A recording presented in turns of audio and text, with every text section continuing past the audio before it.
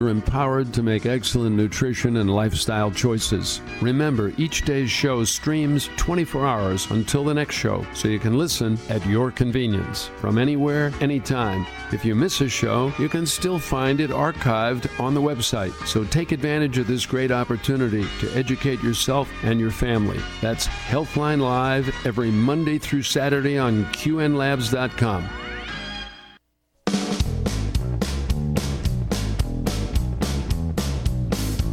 PM show nationwide, coast to coast on CRN Digital Talk Radio.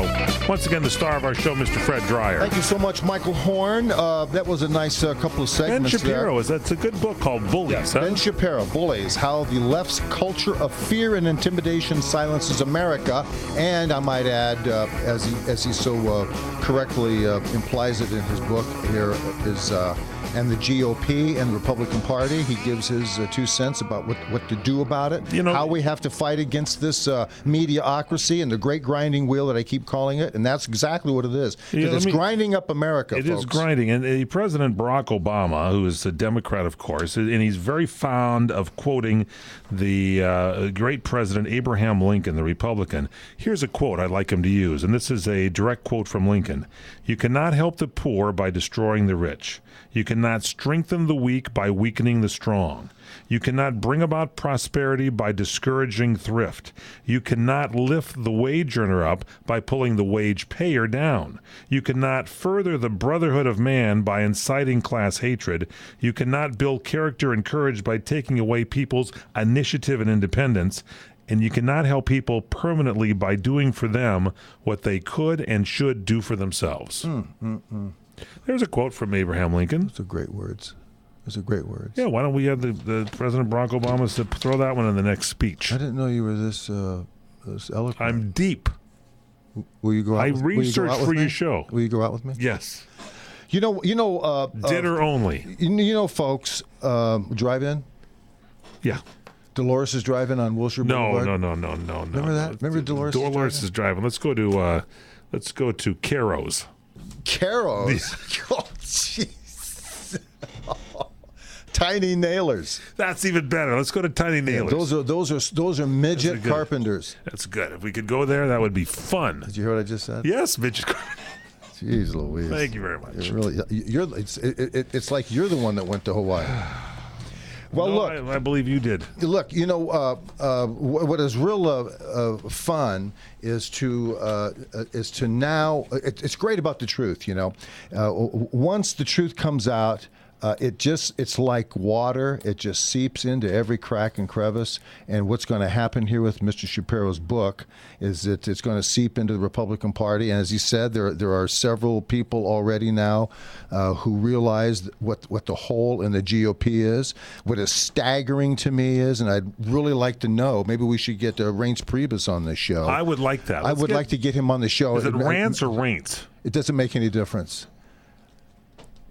Spoken Mr. like a true liberal, Mr. Priebus. If you introduce yourself as Mike Horn, they'd say, "Well, we don't want to call you Mike Horn. We want to call you a righty Mike." I hear that Rance Priebus, and I think you're going to start reading stories about Brer Rabbit or something like that. It sounds like an author. Yeah, John Kerry, traitor to America, has been nominated uncontested as our Secretary of Defense.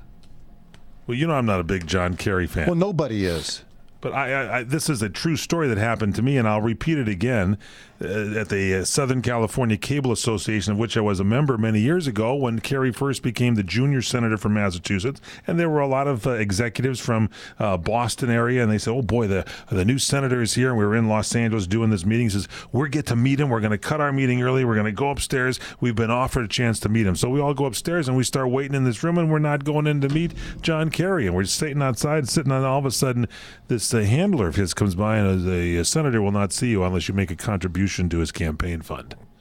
And everybody was forced to write a check before they could go in there, and you're with your peers and you're stuck. But as soon as I wrote the check, as soon as I got home, I stopped payment on it because I wouldn't give that any of my money at all. I'll tell you that. He's a big creep and should not have been president. Did you talk to him? Did you talk to him? I just went into the room with my peers. You gave him a fake check and not talk to him? Well, he didn't know it was fake. He was probably cashing it right about that time. But you gave him a check, and then what happened? What did you do after you gave him a check? The check. I went in and sat around with my peers. And listened to him say nothing. Yeah, he gave a little speech of nothing at the time. These are the criminal elites. They really are the criminal elites of our culture. Wasn't there a story about him shooting himself in the foot when he was running for president or something? And well, he lied. That he lied about the fact about his role sat in on a Vietnam. gun or something and injured himself. Yeah, he lied about seeing people and witnessing soldiers that he was with that were ordered to cut off ears and heads and all of these travesties. And he lied to Congress. He lied. He lied. The guy lies and gets away with it. Of course, it's just beyond unbelievable. Where are we living today? What is what country is this? By the way, when you can get away with this crap, and not have somebody say, "Hey, just a second, Mrs." And people don't care, Mrs. Fred, they don't care. People don't care. John Adams Clinton.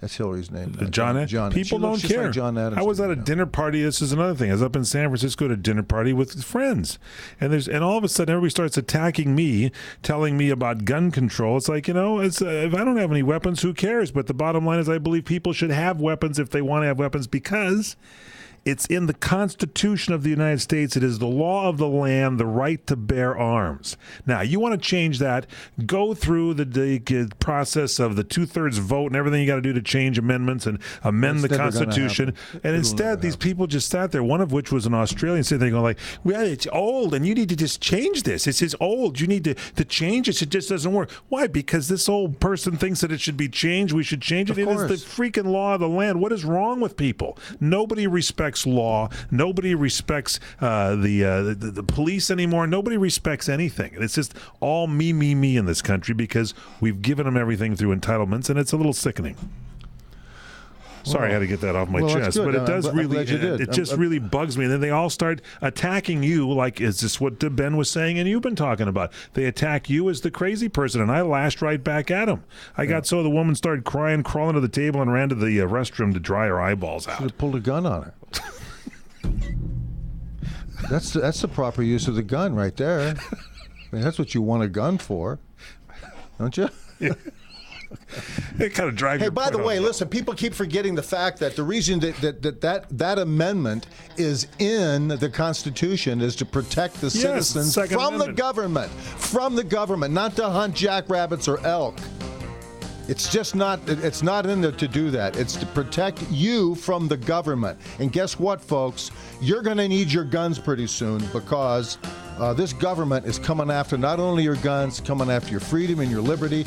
And we've always talked about that. And what is it that we have to rely on? Our own wits, our own character, our own belief in God, our own sovereignty, one nation under God, and the ability to use a firearm when necessary, and the GOP.